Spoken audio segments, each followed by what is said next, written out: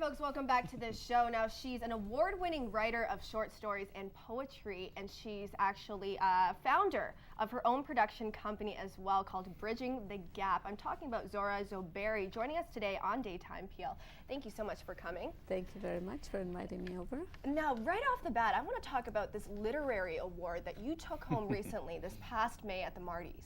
Mm-hmm. Tell us a little bit about that. Well, when I was nominated, I was aware that I have a chance, but when I saw the list of the winners, I was absolutely 100% sure there is no way I will get it because there were some strong candidates. So I was practically glued to my seat during the event, 700 people at Hamerson Hall. But when they announced my name, I just kind of panicked, and I just fumbled my way through and, and went to the stage, and God knows what I said. But I was very excited. It was really the most exciting thing I found later on is that in 17 years, all of the categories of in the arts, all the winners were males. I was the only female winner in 17 years this time. Wow, so you made history there at the Marty That's Awards. right, that's right. It's and incredible. Arts Council people were pretty excited about that. And now tell us what you won for. What I won it for, it's Emerging Literary Arts Author of the Year. They termed me as People's Poet, and I responded to a lot of people. I've had publications like I've been first my plays were published, and I was published in 2 anthologies, Awesome. Canadian Voices, short stories, poetry, plays. I was published in USA, and recently we have had something Canadian Imprints. Oh, awesome. So it's another anthology. I have 3 poems published in here. It was a wonderful experience too. I didn't think I would win, but I think because I was sort of versatile in many areas, I write in 2 languages, English and Urdu as well. Which is definitely great for multi-language Canadians, That's right. new Canadians, and this is actually your award right here, this trophy right here. It's just beautiful. I love it. It's gorgeous. And yes. it came with $1,000. Oh, nice. Wow, That that was makes a it even good more bonus. beautiful. Yeah, Always where do you adds to keep it. this at home? So far, I have just put it aside, but I think I'm going to encase it because I've got 2 other awards for my group, Bridging the Gap, because we respond to community needs at the very grassroots level. Yeah. Because I think when a multicultural community is evolving, new type of issues are arising. Yeah. And that's what I write about. I respond to people's, directly to their needs and what their concerns are in my plays as well as in my poetry. So what kind of concerns are you seeing? Well, when it comes to young girls, it's all about romance, broken Virgin. hearts, falling in love, falling out of love. Will he be back in my life again? That kind of thing. So if a young lady comes to me and talks about it, the next day she has a poem for her situation. So she feels empowered, Yeah. I'm going to, if I get a chance, there's a half-a-minute poem Sure. I can read. Yeah, we can definitely get to that right now if you wouldn't mind. Give us a little tee up of what it Sure. is. Yeah, and then I try to stick to modern stuff as well. Yeah.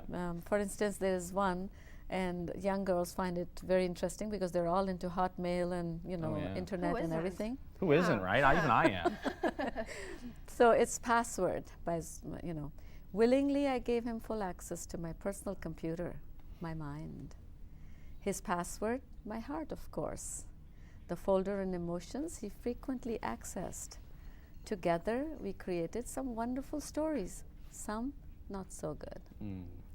Life's about downloading pleasant memories, deleting the unpleasant. I did just that.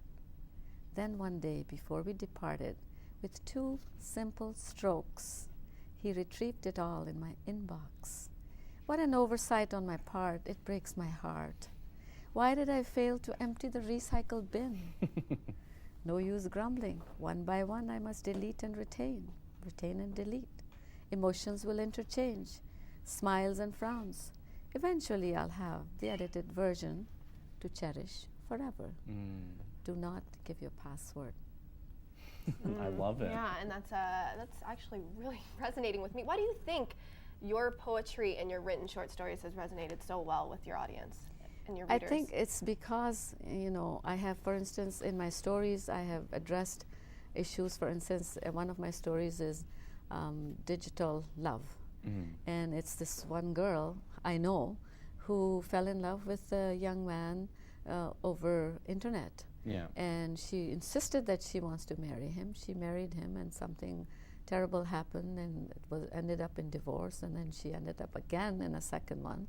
And everybody thought that it was to do with immigration. Yeah. But it turned out to be that he's an angel. He came here, and so I wrote about her. And if there are some women who are concerned about their daughters, about their marriages, and pros and cons of love and arranged marriages, I get into that. There are some divorce issues. I wrote a play called From a Widow's Closet. Yeah. There was an Indian widow and a Pakistani widow, and they're now Canadians, but they think that their kids would have time, but kids do not have time. So they end up in, one helps the other to say that, come on, this downtown Toronto, this city is full of wonderful people. Yeah. So why don't you just get out there and make a life for yourself? And then they end up, a Muslim woman ends up dating a Jewish guy and a younger Muslim guy. So I try to make them as multicultural because our community, it's reflective of multicultural. Exactly. It totally represents the Mississauga Peel region. That's it's a right. huge multicultural area in Canada, not just in Ontario. Not So just it must in provide a Ontario. lot of inspiration for you. Yes, and I think for people to see that this Muslim woman, she's likely settling for the Jewish gentleman, and the kids get all uptight and upset, and they say that it can't happen, and why on earth did she not consult us? And I end up saying my character walks in and says, well, I have consulted the highest authority. Well, that's great. So Now, that sort of thing. just quickly, you are a world traveler. Yes. You are, and that's reflected in your memoir that's coming up. That's right, yes, it is. Wonderful. I've traveled to about 36 countries, and I'm going to relate to, Nigerian experience, the Swedish experience. In Sweden, I danced for United Nations Silver Jubilee. I'm going to relate how I managed to do that when I'm not a dancer. Yeah. And in Nigeria, I lived through the there was a civil war. Well, it sounds like you've done it all, Yes, haven't you? so- Oh yeah, you're definitely There was a welcome to come. military coup. I wrote Yeah. a story called The Gasoline Queen, which was I dramatized wish we had more here. time with you. We're going to have to jump to commercial right now. We'll be back in a couple minutes right now on Daytime Peel.